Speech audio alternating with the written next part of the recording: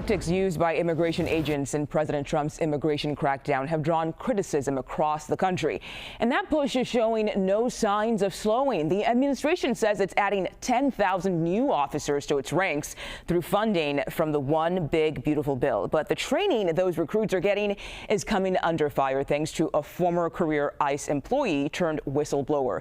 Ryan Schwank, whose identity was first revealed on CBS News, had this to say in a testimony before a House committee on Monday. I am here because I am duty-bound to report the legally required training program at the ICE Academy is deficient, defective, and broken. ICE is teaching cadets to violate the Constitution, and they were attempting to cloak it in secrecy by demanding that I lie about it.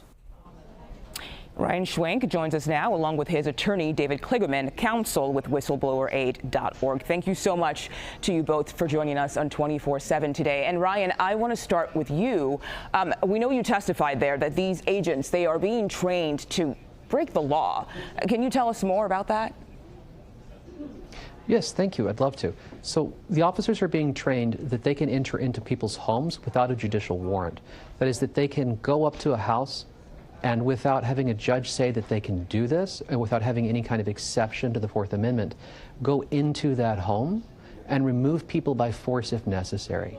And that's just the start of the problem, because above that, there's also significant issues with the quality of the training they're getting, so that even if they acted lawfully, they would be acting lawfully with insufficient training to know how to do their jobs in a way that's safe for them, the person they're arresting, and the public.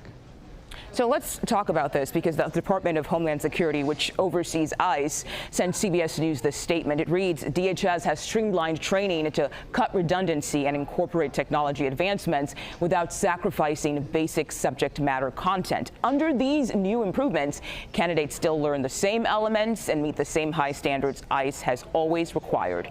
No subject matter has been cut. So, Ryan, from what you've seen, and again, from what you know, do you agree with that statement from DHS? No, I don't. Frankly, that statement's a lie, and I can break it down piece by piece if you like. There's no significant technology change. What they're talking about is using software to do translation work. There was a requirement that cadets had to learn Spanish and could use translation. Now they say you can use translation tool to do that instead. But the fact of the matter is that doesn't take away the fact that they need to learn use of force, firearms training, the law and the Constitution, and the only way to do that is hours and hours and hours of practice. Because everything a law enforcement officer learns, they have to learn so well that they can have it in their head at the moment they need to use it and make a decision in a split second. And nothing, no computer, nothing in the world can change the need for the human being at the end of the line to know what they're supposed to do. And you can't get there any other way than through training. And David, I want to bring you in here. I know part of your job is to obviously make sure Ryan is protected as he comes forward with all of these information. But is there any recourse or anything that can actually be done to make sure DHS is doing things properly? There is. I mean, I think you think of two avenues of recourse, and thank you for that question. The first is that DHS, by cutting its training in this matter, is violating the law.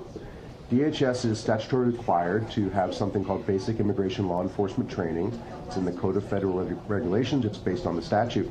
And it sets forth minimum standards that need to be done to do the basic tasks of law enforcement. And if you don't have this minimum training, you can't make an arrest. You can't carry a firearm. You can't detain people. You can't issue warrants. You can't even drive vehicles in the use of your duties. This is set out in regulation based on statutory requirement. And so it's really hard, it's impossible to imagine that you can slash the course by almost 50% and still argue that it meets the statutory minimum. So DHS can absolutely be held accountable for Congress and others to come forward and ask them how, in God's green earth, they can say that slashing a program almost 50% still meets that minimum standard. They'd have to argue that they're doing twice as much as what was required before in order for us to believe now that they're meeting that minimum standard. And that doesn't add up. And I'm glad you talked about Congress, because clearly Ryan is putting himself on the line here. Is this something that Congress needs to do, or is there any other way to hold DHS accountable? Well, if the system is working the way it should be working, the offices of inspectors general would be able to take this on. But as we've seen with the Department of Homeland Security in particular, that inspector general has not only stepped to the side, but they've been captured and they've really been turned into a tool of retribution and spying against employees who come forward. And in fact, the Government Accountability Office, the GAO, is undertaken a report to look into these abuses at the DHS Office of Inspector General. So when you lose the Inspector Generals, the Special Counsel Office, unfortunately, has also been sidelined. There really is no other place to go but Congress. And so certainly a strengthening of these protections for whistleblowers in Congress would be welcome, as well as protecting the OIG process. Yeah. And Ryan, what kind of reforms do you think is needed? Well, I think there are a few things that need to be done. One of the first things that happened under this current administration was they gutted all of the internal oversight processes. David talked about the Office Inspector General. We also had civil rights, civil liberties teams, and we had an ombudsman for immigration who were responsible for making sure that operations were safe, legal, and secure.